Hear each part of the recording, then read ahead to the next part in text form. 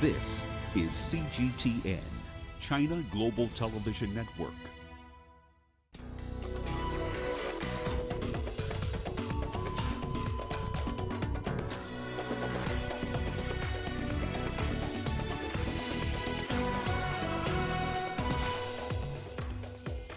Mali's opposition halts its protests as regional talks get set to kick off in Bamako.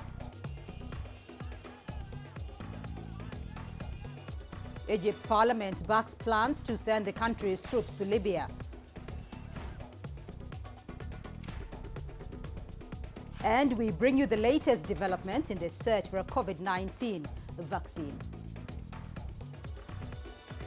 Hello everyone, welcome to Africa Live on CGTN with me, Beatrice Marshall, in Nairobi. Also coming up this hour, the use of art to earn a living among the San of Botswana in our Tribe in a Flux series. And uncertainty surrounds the delayed Tokyo 2020 Olympic Games. Let's begin the hour in Mali, where the opposition says it is halting protests ahead of the Eid festival. This comes as 4 West African leaders prepare to travel to the country this week to try and resolve the deepening political crisis. President Ibrahim Boubacar Keïta has been facing calls to quit from the June 5th movement.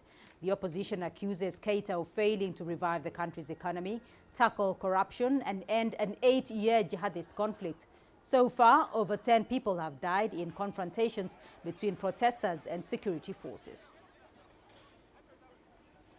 Let's get you more now on that situation in Mali. I'm joined by Achike Chuda. He's an African affairs expert. He's joining me live from Lagos in Nigeria. Achike, thank you for joining us on the program. What is happening in Mali, and what are some of the underlying issues that could have led to the unrest in the country?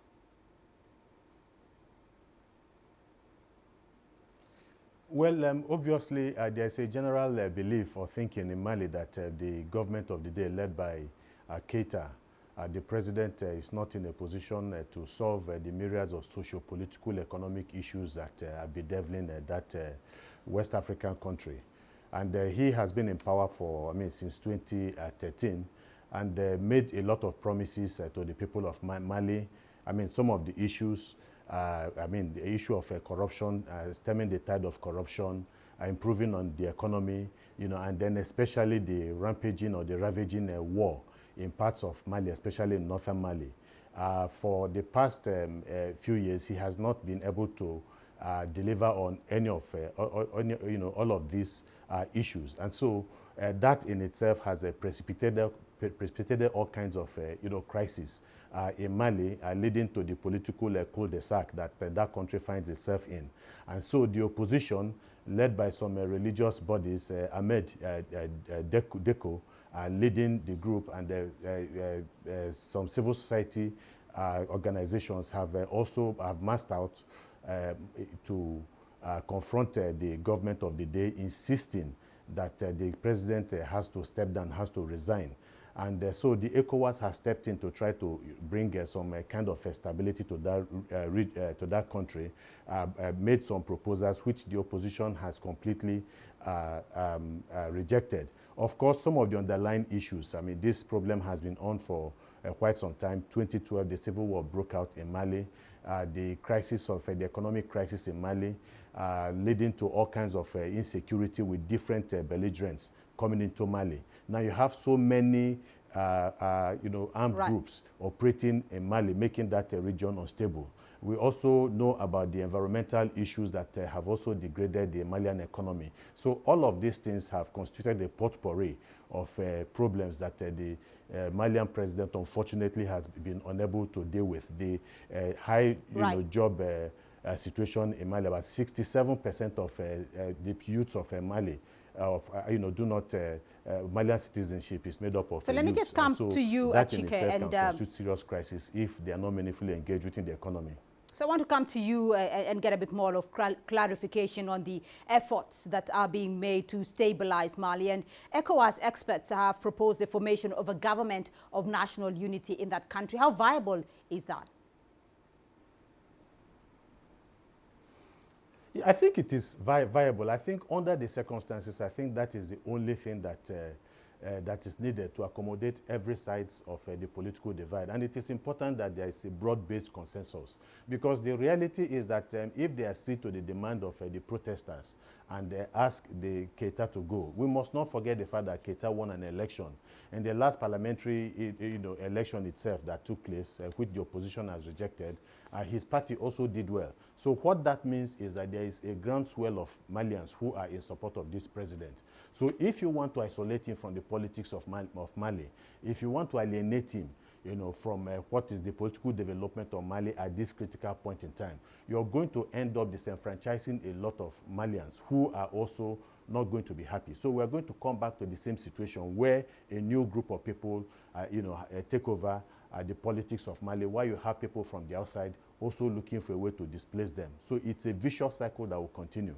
And that's why I think that it's about Malians sitting down, on a round table and realizing that sacrifices have to be made for their nation. We want some level of statesmanship on the part of everybody, especially the leaders involved in this discussion, so that they can make the necessary sacrifices. And part of that is government of national unity that would embrace most of the disparate groups that are in disagreement right now to form a common strategy to get Mali out of the present situation. All right, Achike Chude joining us there from Lagos in Nigeria. Thank you.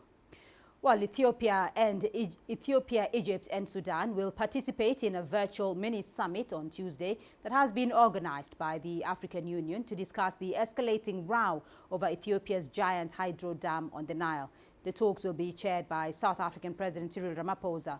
Previous rounds of negotiations amongst the three countries have failed to end the row.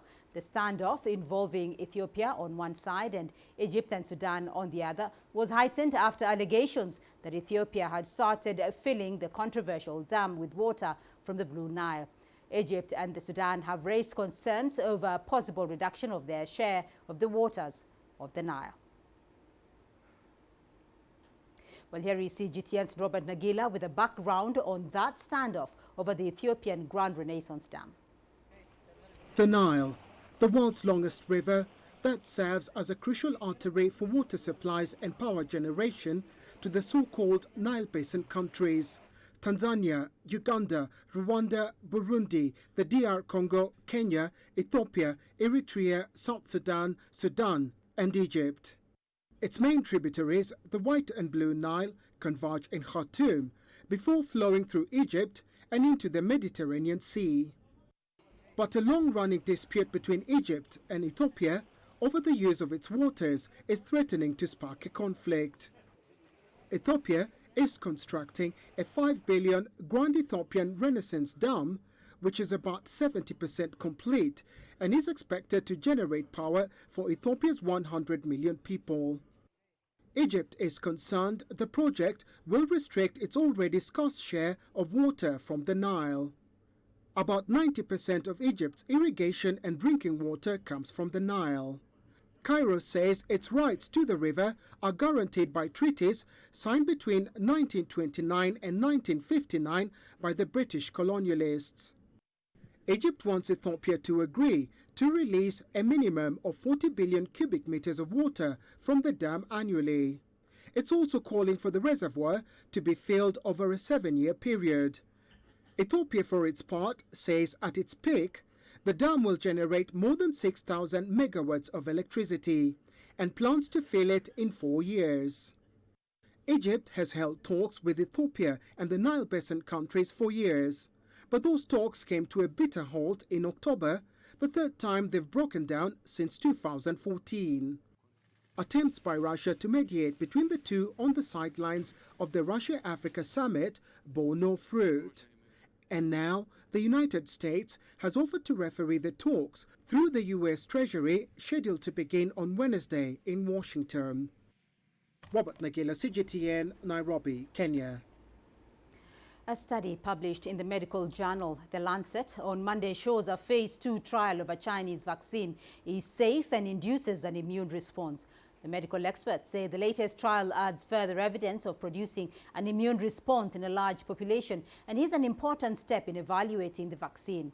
The trial was conducted in the central Chinese city of Wuhan with 508 participants. The Lancet report says subjects experienced mild side effects such as fever and injection site pain, but no severe effects were reported. China had earlier pledged to make its COVID-19 vaccine a global public good when it's available. Also on the coronavirus vaccine front, there's been what some are describing as a potential breakthrough. Early results show a vaccine developed by Oxford University causes few side effects and induces a strong immune response. Our reporter Nicole Johnson has more from Oxford. The WHO says there's one vaccine leading the global race against COVID-19, and it's from Oxford University. It's regarded as the most advanced for development. On Monday, the university published its results from its first phase of human trials, and in it, a potential vaccine. Scientists say the vaccine contains a double protection against the disease.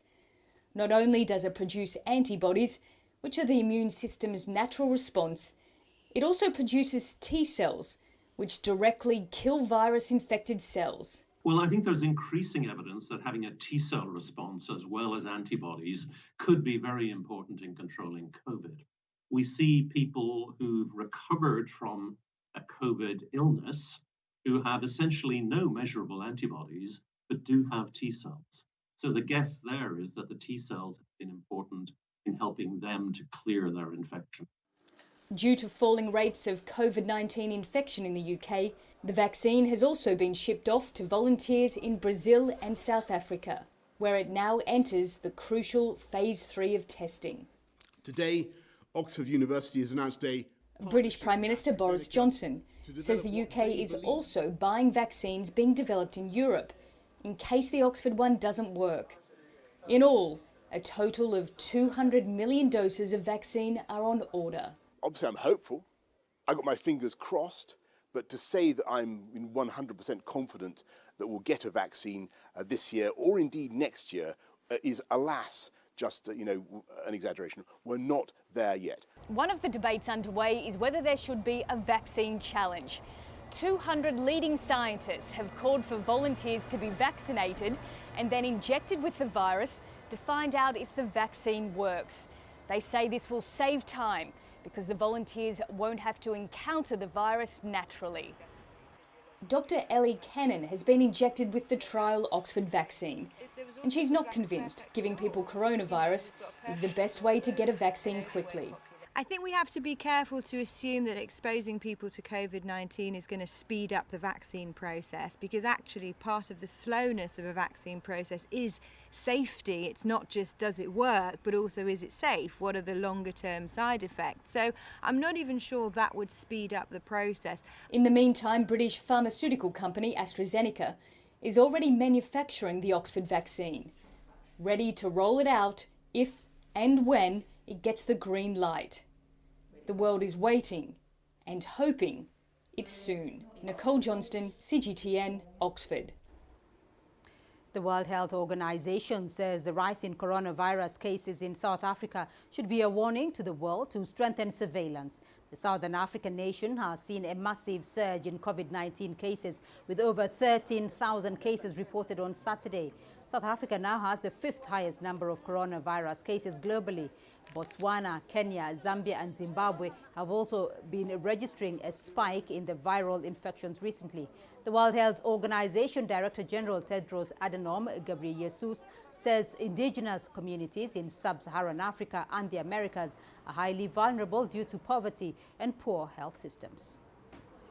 Although COVID-19 is a risk for all indigenous peoples globally, WHO is deeply concerned about the impact of the virus on indigenous peoples in the Americas, which remains the current epicenter of the pandemic. South Africa may unfortunately be a precursor. It may be a warning for what will happen in the rest of Africa. So I think this isn't just a wake-up call for South Africa. This really is, we need to take what is happening in Africa very, very seriously. Many of those countries exist in the midst of fragility and conflict. Many of them need external help and support. Meanwhile, Kenyan President Uhuru Kenyatta has called for an extraordinary summit with heads of devolved units of government following a surge in COVID-19 infections across the country. Several counties have recorded an increase in the communal spread of the virus, and as CGTN's Robert Nagila tells us, calls for the adoption of tougher measures to contain the spread of the virus are growing louder. About 60 kilometers from Nairobi, in the county of Machakos, Dorothy Momo, a local resident, has a message for those returning to the village from urban areas. Get tested. If you do not have COVID-19, welcome. It's a sentiment shared by many here. We are also scared of the virus. If they agree to be tested, they are welcome. And there's a good reason why people in rural Kenya are worried about the spread of COVID-19. Of the more than 13,000 confirmed cases in Kenya, close to 8,000 cases are from Nairobi, with a further 1,800 cases from the port city of Mombasa. When restrictions were lifted, many people left.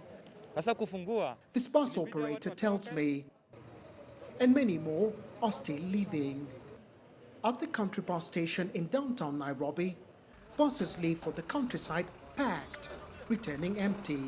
Many passengers have carried all their belongings, a clear sign they're not sure when or if they will return. The reason is always the same.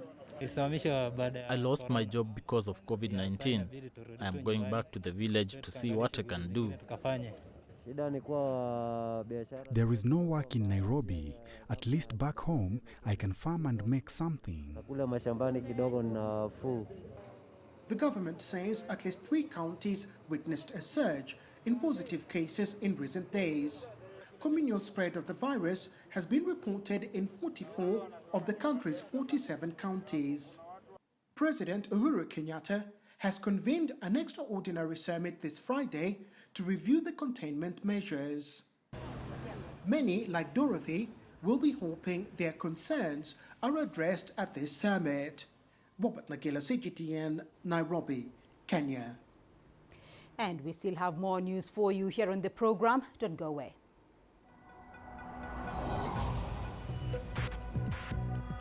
Each day, there are millions of stories.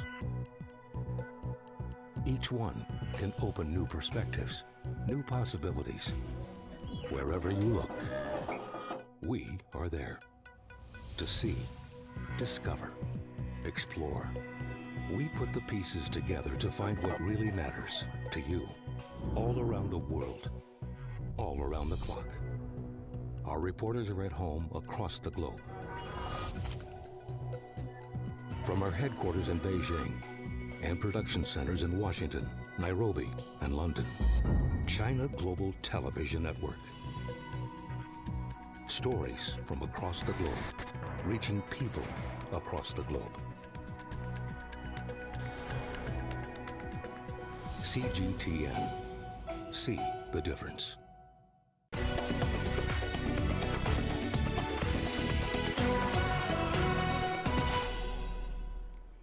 Let's now turn to the ongoing conflict in Libya. The Egyptian parliament has approved the deployment of troops outside the country's borders. In a statement, Parliament noted the troops would be defending national security interests. It did not name Libya directly in the statement. Parliament did, however, note the deployments would be made on a western front. Libya borders the west of the country. Egypt has been among the countries supporting Libya's eastern-based LNA. The UN-backed government of National Accord has been advancing towards a city under the control of the LNA. Dr. Ali Abdullah, the Speaker of the Council, invited the members of the Council to convene in a closed session attended by 510 members of the Council on the evening of Monday, July 20th, to consider approving the dispatch of members of the Egyptian Armed Forces in combat missions outside the borders of the Egyptian state. The Defense Council has unanimously agreed, along with members of Parliament, to dispatch members of the Egyptian Armed Forces in combat missions outside the borders of the Egyptian state to defend Egyptian national security. Well, let's get to you more now on this development and cross over to Cairo. Basim Ali is joining me from there, a researcher of political science at the Cairo University and editor at Ahram Online in Cairo. Thank you for joining us on Africa Live. Now, with two countries authorizing military intervention in Libya, what's likely to happen in coming days?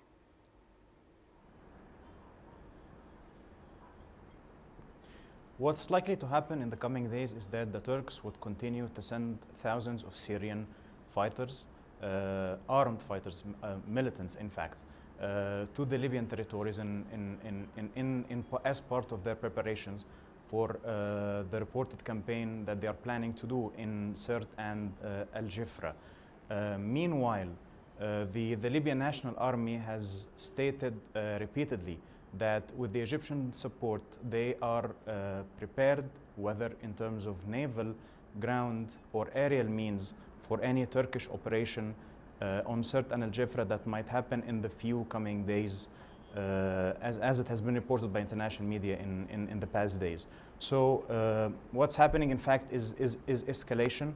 We've seen a report coming out from the US Pentagon in the past days stating that Turkey in the first 3 months of 2020 has sent almost 4,000 Syrian fighters to Libya, which is a very dangerous escalation. We're not only speaking about war, but we are speaking, in fact, about an asymmetrical conflict in which the Turks are involving non-state groups or armed militias or, in fact, terrorists that might cause great harm to the security situation going in the country. We hope things can get better in the coming days, but in fact the Turkish escalation is very dangerous, and the decision of the Egyptian parliament yesterday to authorize an intervention, in fact, makes perfect sense in terms of the concern of both the Libyan National Army and Egypt to maintain security. Let's look at that presence of foreign intervention, because the UN has previously described Libya as a textbook example of a foreign intervention. Why all these interests in Libya, and are we likely to see a political solution anytime soon? It's been ongoing since 2011. Concerning the first part of your question about why there is a conflict, in fact, each party to the conflict has his own set of considerations. For the Turks, it's mainly an issue of having access to natural resources. The defense deal in return in return of having an Eastern Mediterranean arrangements with the GNA in order to have access to oil. The statements coming out from the GNA that they are interested to have access to the flow of oil and restore the flow of oil which has been stopped by the LNA, to make sure that it does not get into the hands of terrorists. Everything that's been happening in the past few days shows that the Turks are mainly interested in getting access to natural resources, while on the other hand, for the LNA and Egypt, this is a matter of a red line, this is a matter of a security consideration. Usually we hear the term the backyard when countries speak about the ongoing conflicts happening in neighboring countries. This is what makes Egypt concerned about the situation, and the LNA as well. So this is why there is a conflict. One party is looking for oil, the other is looking to protect its people and the territories of neighboring countries. And this is why we're having a conflict.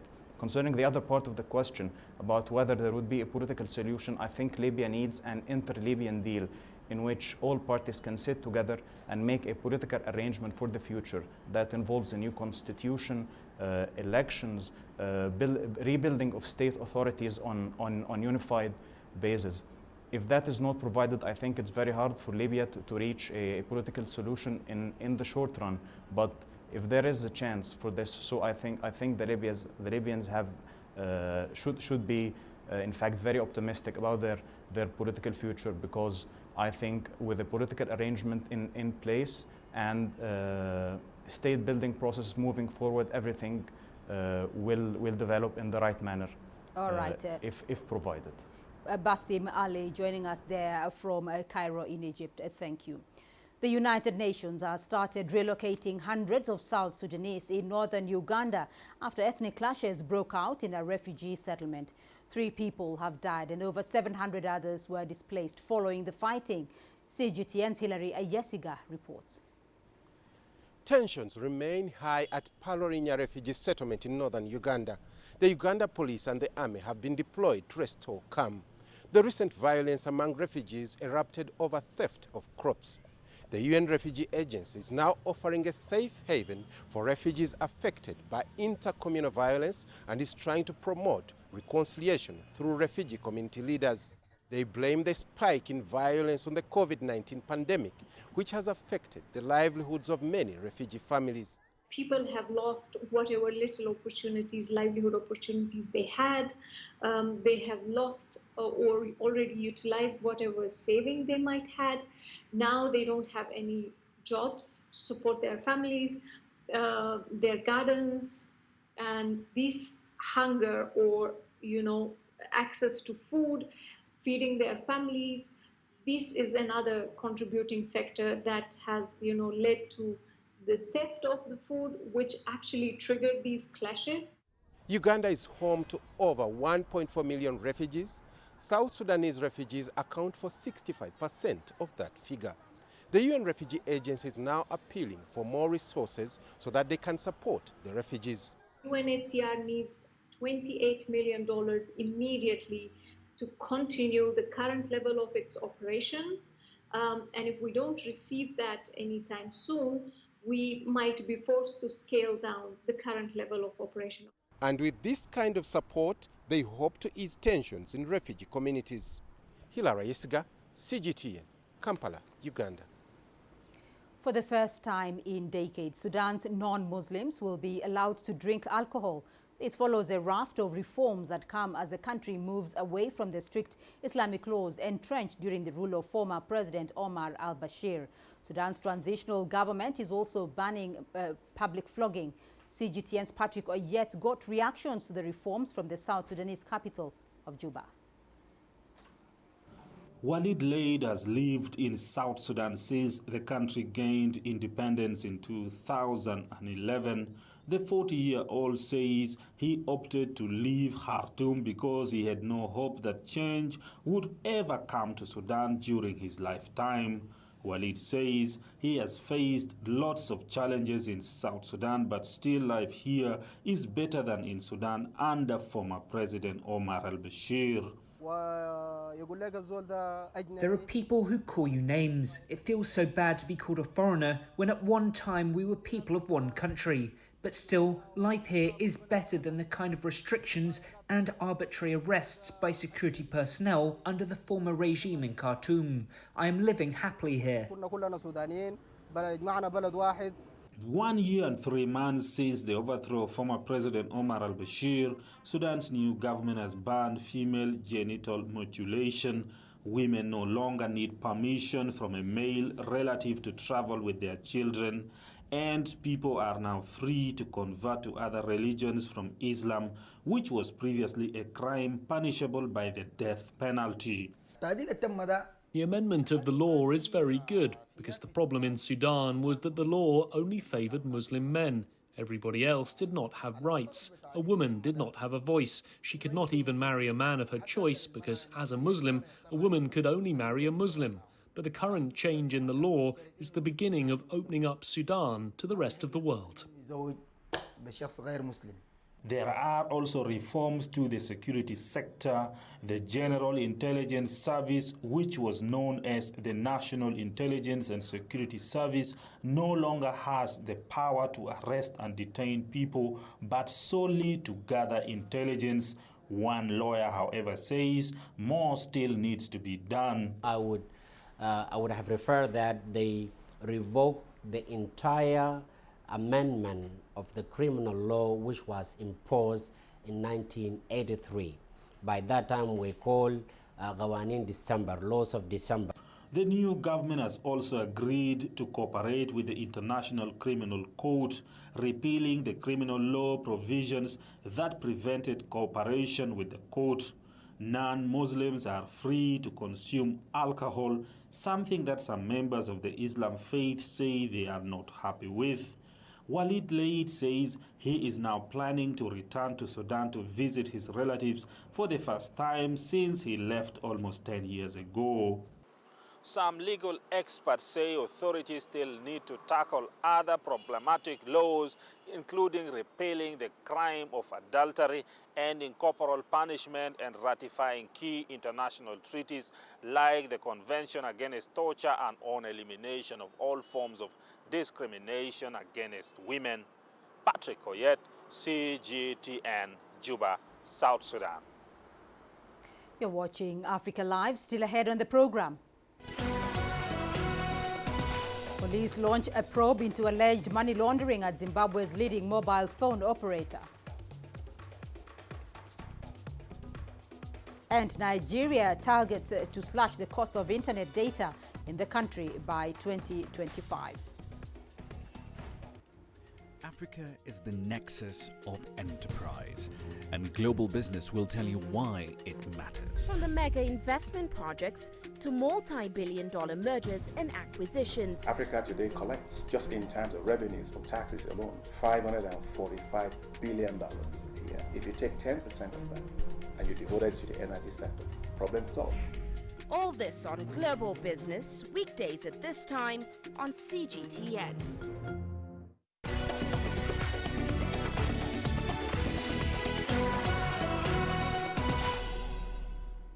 Zimbabwe's largest mobile phone operator, Econet Wireless, is seeking court orders to suspend a police warrant against the firm. Econet is being accused by the government of money laundering. The police on Friday asked Econet, which has more than 11 million subscribers, to hand over details of its mobile money transactions and subscribers. The government claims it is creating fictitious mobile money and converting it to cash to facilitate purchasing of foreign currency on the black market. The forex is then moved out of Zimbabwe. Econet says the police warrant is unconstitutional. Zimbabwe's government has already suspended some of Econet's mobile money transactions after it halted all trade on the local stock exchange last month. Meanwhile, after a drought and cyclone in 2019, this year was supposed to be all about recovery in Zimbabwe. However, efforts to bounce back economically have been scuttled by the COVID-19 pandemic. The country's finance minister has revised growth figures in his mid-term budget review and expects the economy to shrink by 4.5%. There will be contraction across all major sectors, including mining, which will shrink by 4.1%, manufacturing 10.8%, and tourism 7.4%. Government's response is to maintain fiscal discipline. When you look at the macroeconomic thrust and framework, it hasn't really changed. I think we are still steeped in austerity because when you also look at our COVID-19 health expenditure for the first half of the year, I think we're not doing as well as we should. So I think it's going to be very, very difficult. And the government doesn't actually have the degrees of freedom probably to upscale social expenditures, but I think that's a major challenge now. Despite the impact of COVID-19 as well as rampant inflation, Professor Mthuli Ncube says he won't require a supplementary budget, which could mean no big wage increase for public servants. They're up in arms after demands for higher pay. We honestly expected them to loosen things and loosen the bolts and make it a point that they address the demands of the workers. Because as far as we are concerned, workers are at their poorest, their weakest and the lowest ebb since independence. Government workers say their earnings have been eroded by inflation, which eased marginally to 737% in June. The finance minister is optimistic the retreat will continue to 300% by year end. He believes that now with the new auction system that's coming in, it's going to stabilize the exchange rate, which will obviously reduce the pressure on prices. And he said that a lot of retailers and business were forward pricing, in other words, anticipating where the exchange rate would grow and therefore pricing their products accordingly. He said that will disappear with the auction as more and more players can access foreign currency in the auction system. Increased output of traditional grains is also anticipated to subdue food inflation. Farai Mwakutuya, CGTN, Harare, Zimbabwe. And in East Africa, the Kenyan credit market is coming under severe pressure as the COVID-19 pandemic impacts the economy. According to the latest TransUnion Q1 2020 Kenya Market Analytics report, the market is facing an increase in defaults and non-performing loans.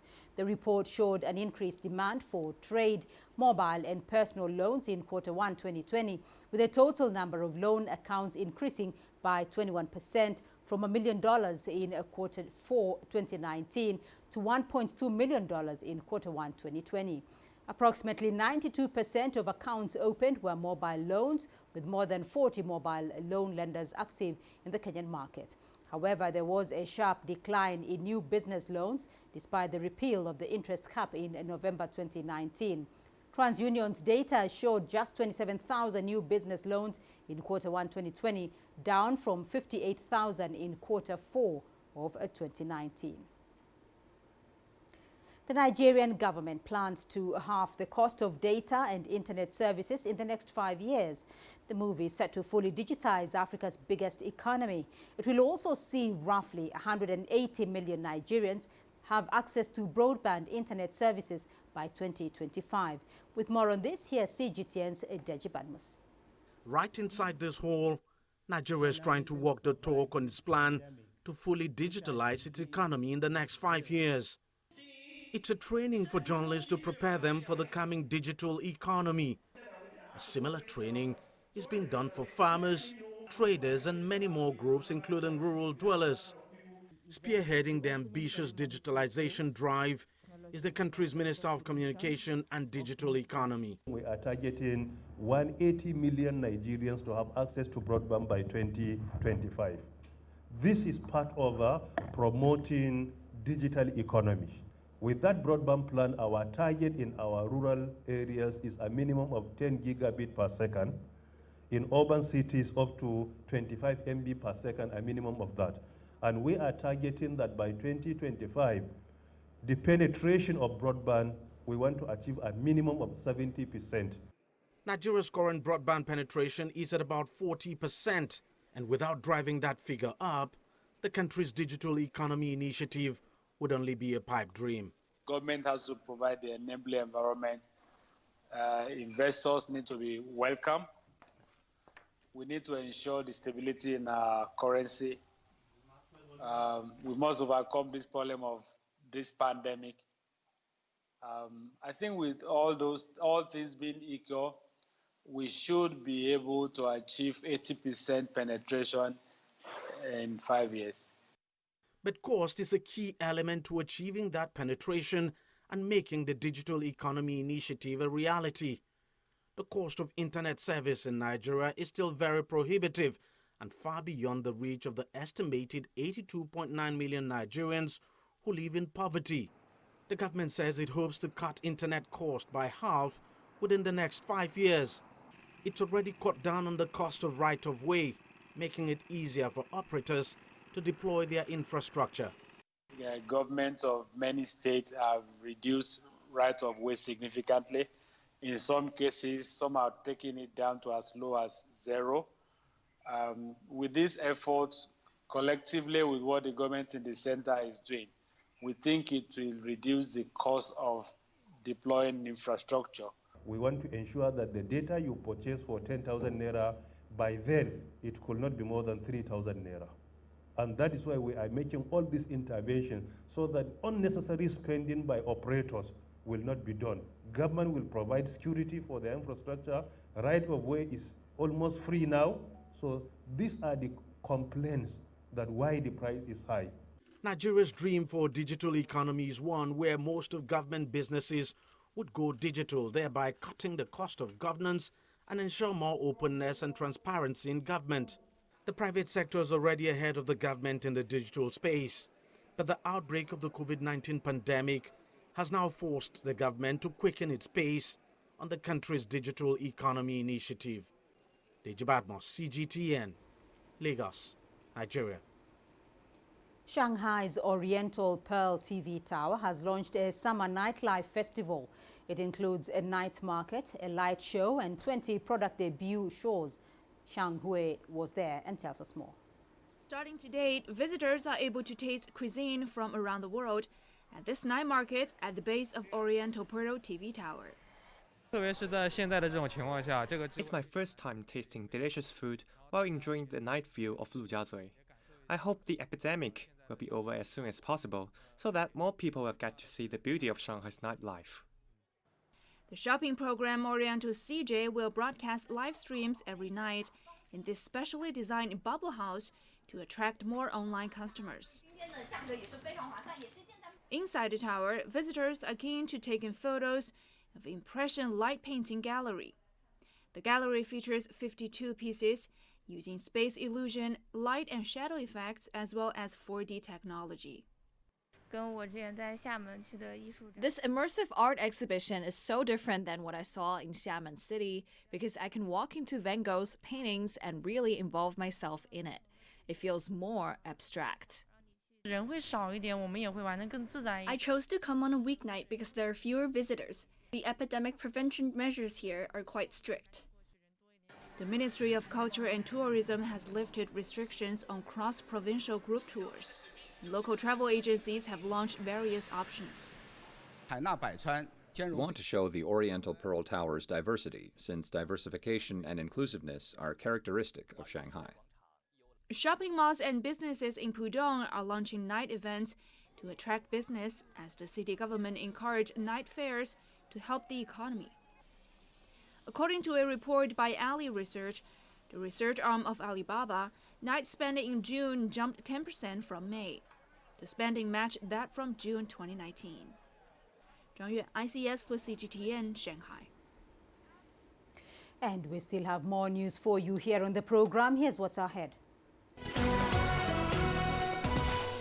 In our series on tribes in a flux, we'll look at the use of art to earn a living among the San community of Botswana. Join us in global business and see Africa through our eyes. The greatest journeys, the greatest sights, the greatest adventures. Here in Panata, this weir allows the locals to walk on water. We're far more than just TV news. We're your passport to the wonders of Africa. To bring you stories of struggle, survival, and hope.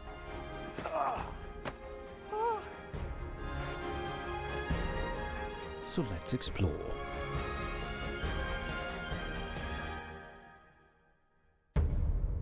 CGTN. See the difference.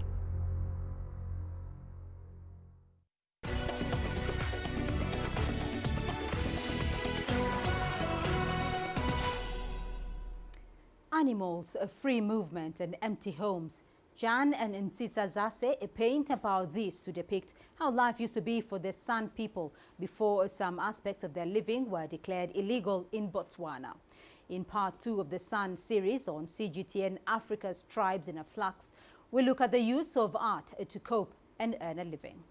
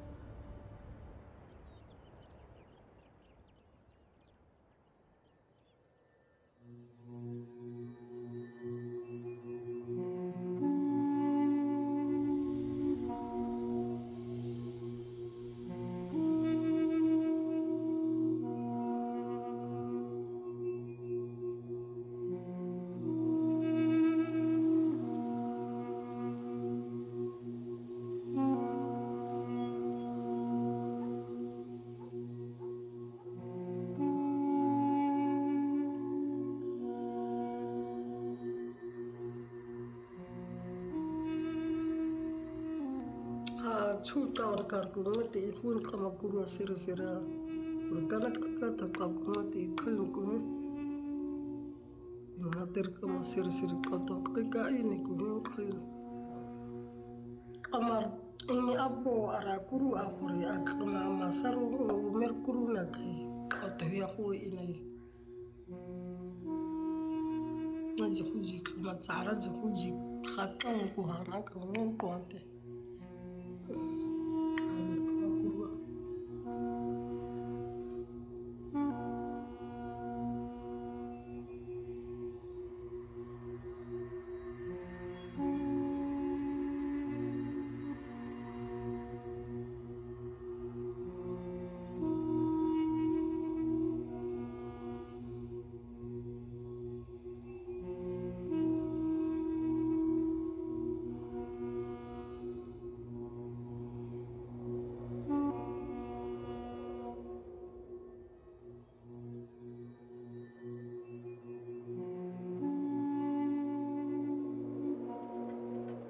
Tui khan asate mase asa ko khastim koiba uwa mase khasku khasti thon kan tanga yanu ha khai tuiska ha I khasi thon iska tanti ai lo daran ko hana or nyame ngata ta gama kai ta dara kuwa kan ai ngo au te ko dara ya butuka ha iska hanam khab amaka ko kar khorman tisku tu ata wait ata to khaya krati ku kuma bo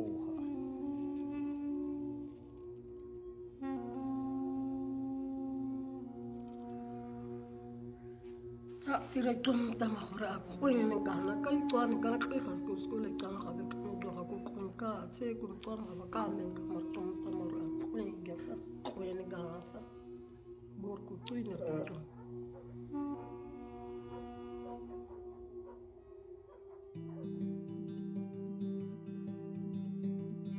Kia ora, sairi mkorko. Are khakha se tamara, yano khwa qautini khone ana khwa kwa khwan ka kuine. Yano tire ku tirsa artist ko khwa ngerika. Adom korko drawing korko ai ore ngi khoyane kaya to kumta khoyesa. Ngerika. Wan ko zarko sino, narko si khoji kuru to ngta mo korko sin ai khor tutsa khuskar ko kuisa. Ara kaba ngaska ti khoyan zarko ngaino. Si khaji khuji ngi kuru ko arko sin ai khor tutsa khuskar ko kuisa.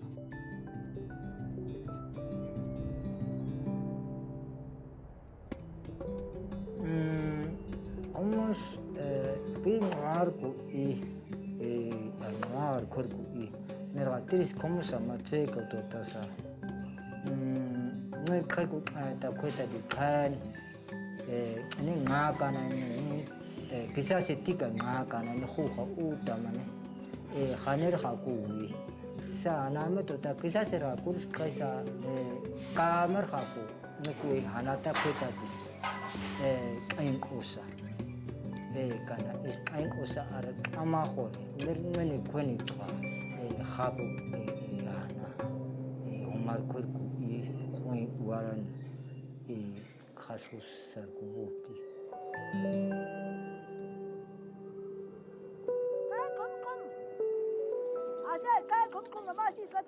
khasus khai ka utasasi ormeta chawata bui na kiata ngari mata ka khoi ka khuse ka khoenya ka hata discuss hadum ka ko kan twinga ko kan chawna de ka durwa mase wes ko ka kamba kurmase hormem kham ka khoi ka use khasus ka kursi asasi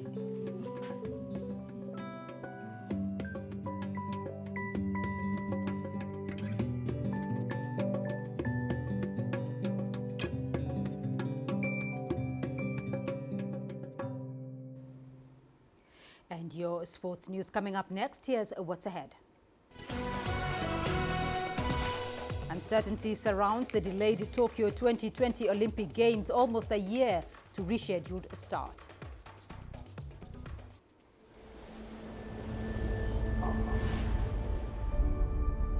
How would you create your legend? on the fields, on the track.